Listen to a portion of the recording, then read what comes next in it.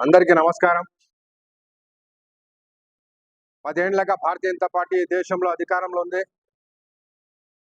నరేంద్ర మోడీ నాయకత్వంలో ఈ దేశంలో ప్రధానమంత్రిగా ఆయన కొనసాగుతున్నారు. మళ్ళా హ్యాట్రిక్ గా ఈరోజు మూడోసారి కూడా ప్రధానమంత్రి అవుతారు నరేంద్ర మోడీ గారు.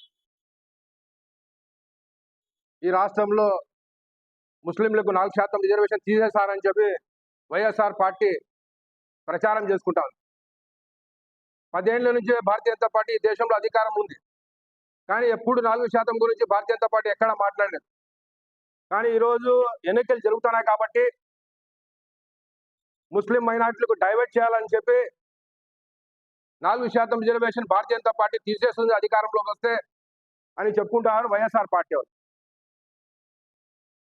అయ్యా, ఈ దేశంలో భారతీయ జనతా పార్టీ 10 సంవత్సరాలుగా అనేక కార్యక్రమాలు ముస్లింస్ కోసం చేసింది. హజ్ యాత్రలకు ఈరోజు 50 సంవత్సరాల్లో ఎప్పుడు కానీ జరిగిన కార్యక్రమం నరేంద్ర మోడీ గారు చేశారు.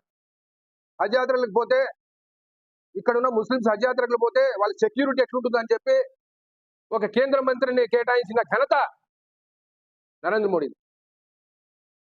అటువంటి పాలన చేశారు నరేంద్ర మోడీ గారు. ఈరోజు ఈ టౌన్ పరంగా వస్తే వెంకటరామరెడ్డి గారు ఈ అనంతపూర్ టౌన్ అంతా నేనే డెవలప్మెంట్ చేసేసాను అని చెప్పి పత్రాలు పెట్టి ప్రచారం చేసుకుంటున్నారు. మీరు ఒకసారి ఈ రాష్ట్రంలో ఎంత నిధి తెచ్చినారో ఒకసారి శ్వేతపత్రం రిలీజ్ చేయమనండి. కళ్యాణ్ రోడ్ కాడి నుంచి పంగల్ రోడ్ వరకు భారతీయ జనతా పార్టీ నిధులతో ఈ బ్రిడ్జి కానీ రోడ్లు కానీ వైడింగ్ జరిగింది కేవలం భారతీయ జనతా పార్టీ నిధులతోనే జరిగింది. మీరు ₹1 ఏమైనా కేటాయించారా ఈ రాష్ట్ర ప్రభుత్వం నుంచి?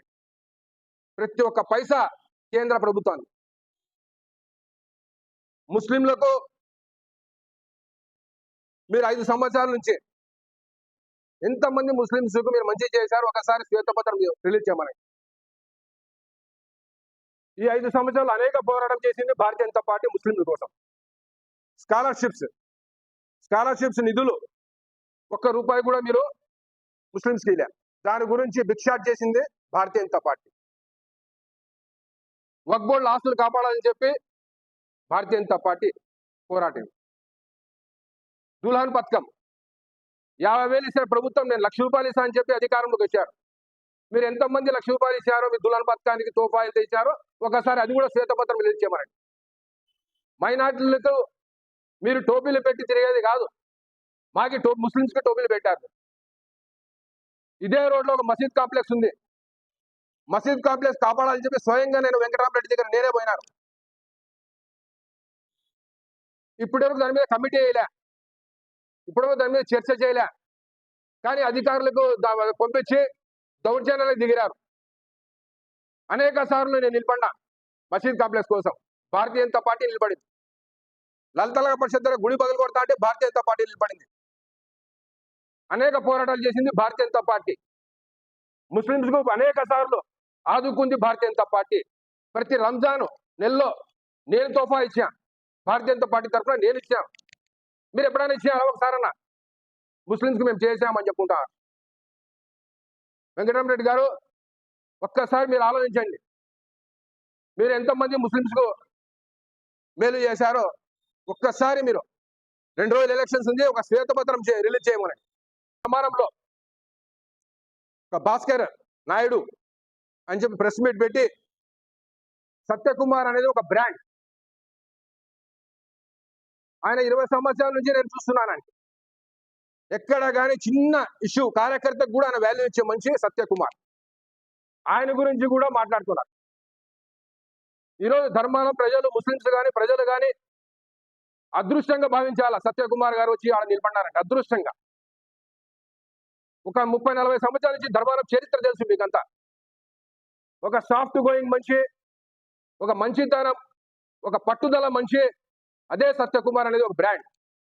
అటువంటి మనిషిని ఈరోజు భారతీయ జనతా పార్టీ ఆడ కేటాయించిందంటే ధర్మారం ప్రజలంతా మీరు హర్షించాలి. అటువంటి మనిషిని మేము ఈరోజు సత్యకుమార్ గారు ధర్మారంలో నిలబడినారని చెప్పి ప్రతి ఒక్కరు ముస్లింస్కి నేను విజ్ఞప్తి చేస్తున్నాను. ఆయన హామీ ఇచ్చాడంటే కేంద్రం నుంచి ఏం చేసుకుంటాడు ఆయన ఖచ్చితంగా తీసుకొని వచ్చి మీ హామీని పూర్తి చేస్తాడు. అటువంటి పట్టుదల మనిషి సత్యకుమార్ గారు. అటువంటి మనిషిని మీరు ఆదరించండి. ఖచ్చితంగా ఒక షాదీ మహల్ కట్టిస్తానని చెప్పి ఆయన హామీ ఇచ్చాడు ఆయన. అది ఖచ్చితంగా చేస్తాడు. ఇంకా మీకేమైనా తక్కువ ఉంటే కూడా ఇంకా 2 రోజులు టైం ఉంది మీకు, ఆ హామీ ఇప్పించుకోండి. హామీ ఇస్తే మాత్రం ఆయన 100% చేసే మనిషి సత్యకుమార్ గారు. అటువంటి మనిషిని ఒక నాయకుడు కాదు, ఆయన ఒక కార్యకర్త కాదు, ఎవరో ఆయన బంధువు అంట. ఒక పెద్ద ఆయన మా బంధువు వచ్చి ఆయన మాట్లాడుతుంటే నాకే బాధ కలిగింది. 20 సంవత్సరాల నుంచి సత్యకుమార్ గారిని నేను చూస్తున్నాను. ఎక్కడ కానీ చిన్న ఆయన ఇష్యూ లేదు.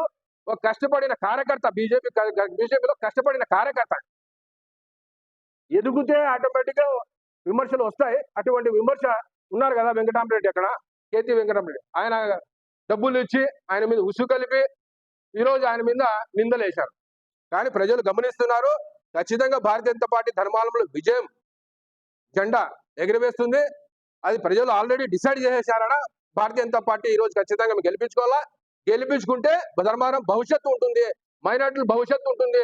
మైనార్టీలకు చిన్న ఇష్యూ కాదు, కానీ ఆడ సుఖ సంతోషాలతో మైనార్టీలు ఉంటారు ధర్మారంలో. ఎందుకంటే అటువంటి క్యాండిడేట్ అదృశ్యం చేశారు సత్యకుమార్ గారు ఈరోజు నిలబడారు.